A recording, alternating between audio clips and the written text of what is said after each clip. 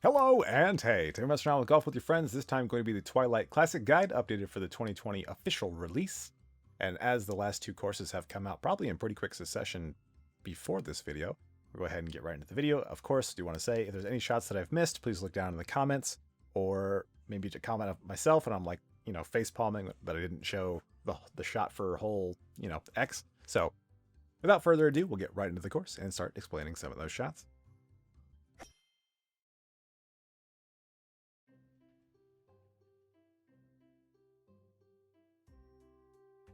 All right, hole number one, pretty simple. We're gonna go ahead and go one power, aiming just right of the corner beyond the triangle piece.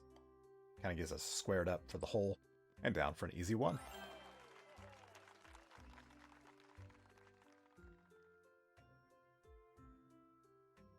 Hole number two, another gimme. We're gonna go at the stem of this mushroom at 3 power for the hole in one.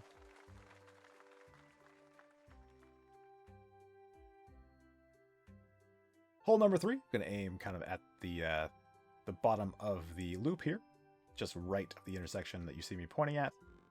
And this is actually one of the most consistent shots that we've had on hole 3 ever, so this physics change has really benefited this hole in particular, but don't be disappointed because it is kind of pixel perfect.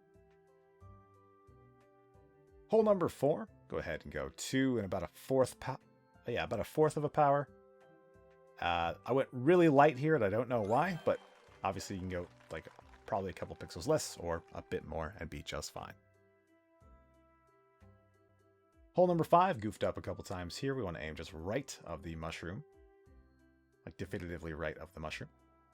And that'll get us in. It's actually very specific. It never used to be quite that specific, but it is now. And that's the hole in one shot. Hole 6. This one's also pretty specific. A couple ones will go in, however. It's a full power shot. There's one that looks like this that goes by the hole, and if you get that one, it means you need to go just a little bit more right and you'll get it just fine. Hole 7, kind of aim on this diagonal. 3 and about a sixth of a bar of power. Lining it up obviously is important, but not like omni-important for this particular hole, as we always just skirt into this little bowl here.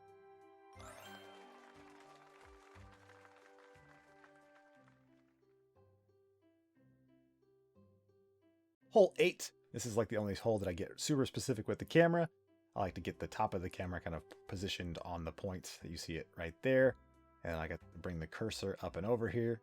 About 3 1/4 power, kind of aiming sort of specifically, like anywhere on the edge of the front of the tree is going to be able to knock you into the hole. It's pretty specific, but don't be discouraged. And also, if you just miss the power, you're probably still up there and with an easy kick in too.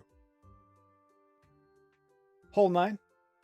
Be a little bit tricky. We're going 3 1/2 power, and you kind of just have to aim exactly where I aim. There isn't really a great indicator of where we're kind of looking at, but right there, 3 1/2 power, and in.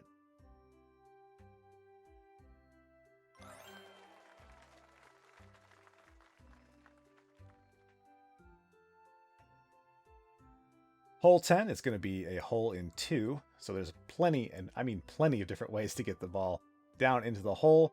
One of the ones that I keep trying to force to make work is just a full power shot forward. And there's a little white mark on the far plank, the rounded plank that we go 3 1/2 power, like basically directly at.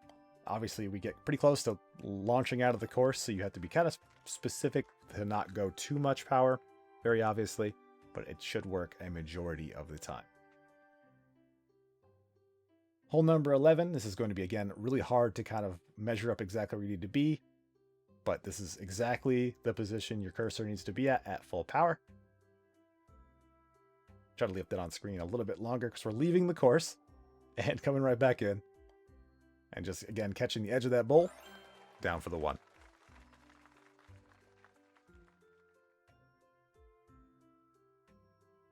Hole 12. Kind of a tricky plinko hole, but we're just going to go 1 power, aiming just left of the plaque here, or just right of that light bulb. Either way, we do get down and in.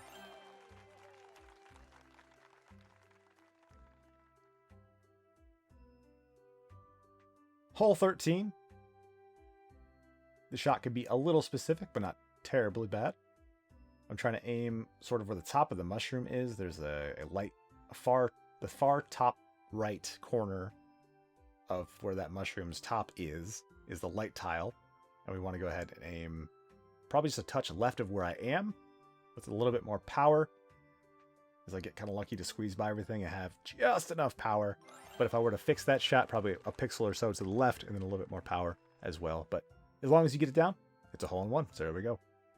Hole 14, I like to get the camera so that the bottom of the bulb on that far right tree is showing. And we get our cursor to here, and we have to wait for the opening on the bottom, which could be either opening, to have the bottom right corner of it match the middle tile at the exact point we release. It's a very timing-based hole. It is not fun to go for, and if you have any sort of ping difference from what you normally play on, you will miss the shot. So it's very specific, and don't worry if you can't quite get that one on the first try. The very next hole, this is not required, but I'm just kind of showing you off how specific you can be. Go to get those two tiles ahead of us with the thick part of our cursor. It is not this specific. You don't need to worry that much because the second shot can kind of be auto-corrected.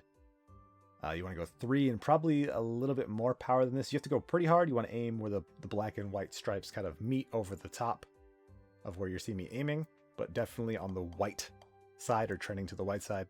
And unfortunately, we got as close as you can without making it. So it's going to go ahead and kick that in. Obviously, if I would hit it a little bit harder, it would have been just fine.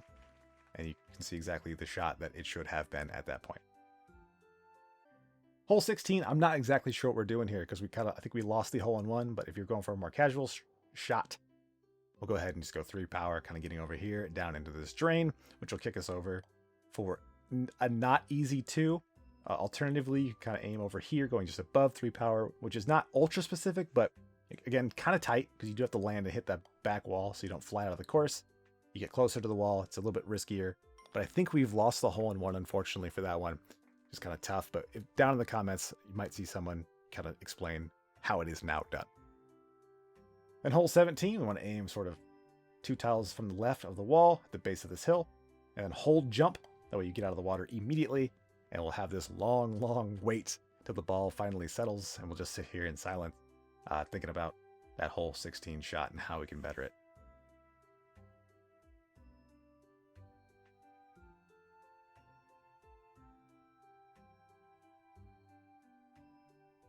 As we finally regain control of our ball, we want to go about 1 1/3 power.